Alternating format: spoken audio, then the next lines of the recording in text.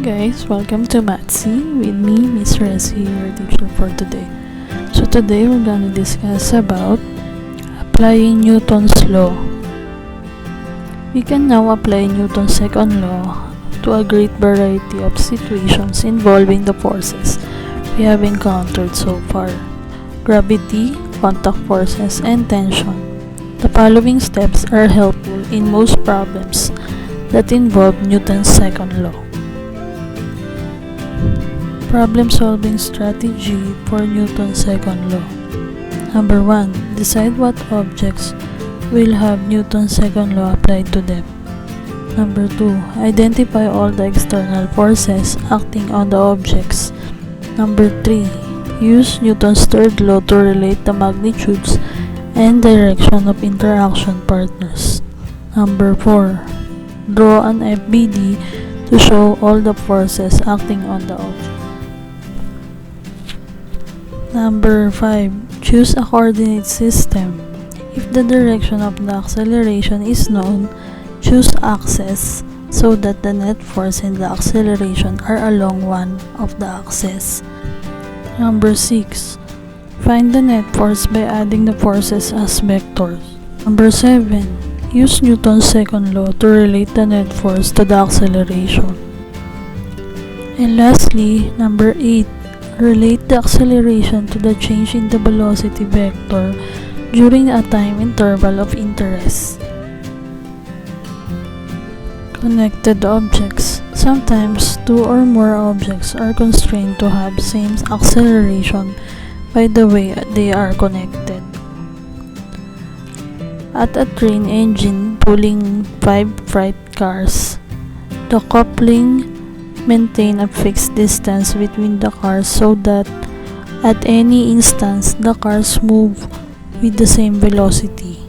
If they didn't, the distance between them would change. The velocities don't have to be constant.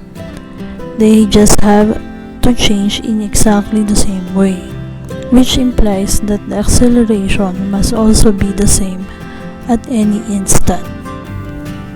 Reference frames. Imagine a train moving at constant velocity with respect to the ground. Suppose Tim does some experiment using the train reference frame for his measurements. Greg does similar experiments using the reference frame of the ground. Tim and Greg disagree about the numerical value of an object's velocity. But since their velocity measurements differ by a constant, they will always agree about changes in velocity and about accelerations. Both observers can use Newton's second law to relate the net force to the acceleration. The basic laws of physics, such as Newton's law of motion, work equally well in any two reference frames if they move with a constant relative velocity. Newton's first law defines an inertial reference frame. You might wonder why we need Newton's first law. Isn't it just a special case of the second law? No, the first law defines what kind of reference frame we can use when applying the second law. For the second law to be valid, we must use an inertial reference frame. A reference frame in which the law of inertia holds to observe the motion of objects. Is a reference frame attached to the Earth's surface truly inertial? No, but it is close enough in many circumstances. When analyzing the motion of a soccer ball, the fact that Earth rotates about its axis does not have much effect. But if we want to analyze the motion of the meteor falling from the great distance towards the Earth, Earth's rotation must be considered.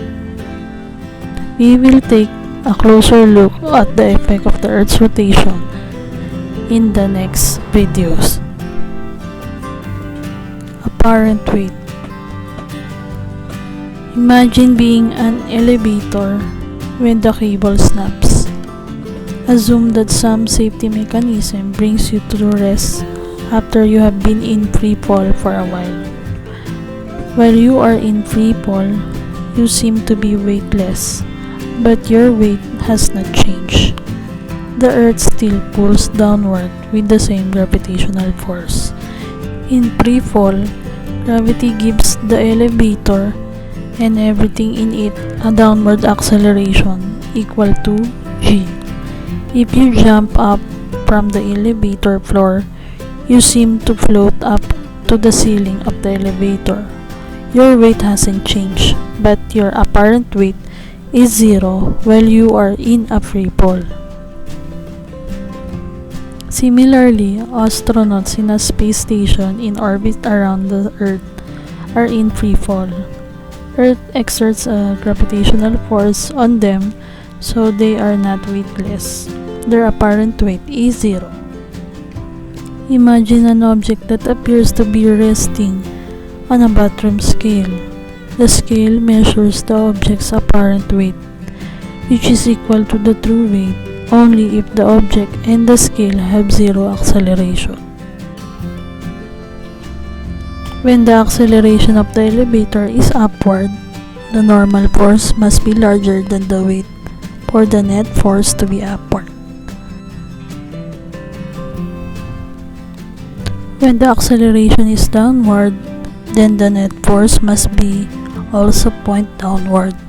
The normal force is still upward, but it must be smaller than the weight in order to produce downward net force. Air resistance. So far, we have ignored the effect of air resistance on falling objects and projectiles. A skydiver relies on a parachute to provide a large force of air resistance, also called drag. Even with the parachute closed, drag is not negligible when the skydiver is falling rapidly. The drag force is similar to friction between two solid surfaces, in that the direction of the force opposes the motion of the object through the air. However, in contrast to the force of friction, the magnitude of the drag force is strongly dependent on the speed of the object. In many cases, air drag is proportional to the square of the speed. Drag also depends on the size and shape of the object. Since the drag force increases as the speed increases, a falling object approaches an equilibrium situation, in which the drag force is equal in magnitude to the weight but opposite in direction. The velocity at which this equilibrium occurs is called the object's terminal velocity. Fundamental forces. One of the main goals of physics has been to understand the immense variety of forces in the universe in terms of the fewest number of fundamental laws. Physics has made great progress in this quest for unification. Today, all forces are understood in terms of just four fundamental interactions. At the high temperatures present in the early universe, two of these interactions, the electromagnetic and weak forces, are now understood as the effects of a single electroweak interaction. The ultimate goal is to describe all forces in terms of a single interaction.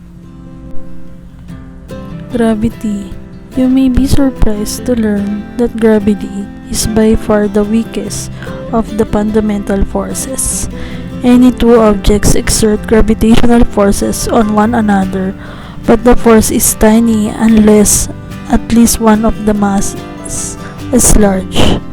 We tend to notice the relatively large gravitational force exerted by planets and stars, but not the pitiable gravitational forces exerted by small objects, such as gravitational force this book exerts on your body.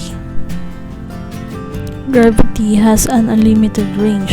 The force gets weaker as the distance between two objects increases, but it never drops to zero, no matter how far apart the objects get.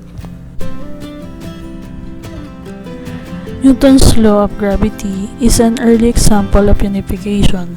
Before Newton, people did not understand that the same kind of force that makes an apple fall from a tree also keeps the planet in their orbits around the sun. A single law, Newton's law of universal gravitation, describes both. Electromagnetism. The electromagnetic force is unlimited in range, like gravity. It acts on particles with electric charge.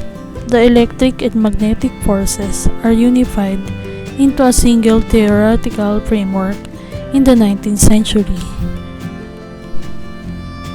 Electromagnetism is the fundamental interaction that binds electrons to nuclei to form atoms and bind atoms together in molecules and solids. It is responsible for the properties of solids, liquids, and gases, and forms the basis of sciences of chemistry and biology. It is the fundamental interaction behind all macroscopic contact forces, such as the frictional and normal forces between surfaces and forces exerted by cords, springs, muscles, and the wind. The electromagnetic force is much stronger than gravity. For example, the electrical repulsion of two electrons at rest is about 10 raised to 43 times as strong as the gravitational attraction between them. Macroscopic objects have a nearly perfect balance of positive and negative electric charge, resulting in a nearly perfect balance of attractive and repulsive electromagnetic forces between the object. Therefore, despite of the fundamental strength of the electromagnetic forces, the sum of the electromagnetic forces between two macroscopic objects is often negligibly small except when atoms on the two surfaces come very close to each other, what we think of as in contact. On a microscopic level, there is no fundamental difference between contact forces and other electromagnetic forces. The strong force.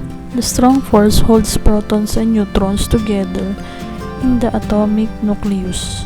The same force binds quarks in combination so that they can form protons and neutrons and many more exotic subatomic particles. The strong force is the strongest of the four fundamental forces, hence its name, but its range is short. Its effect is negligible at distance much larger than the size of an atomic nucleus. The weak force. The range of the weak force is even shorter than that of the strong force. It is manifest in many radioactive decay processes.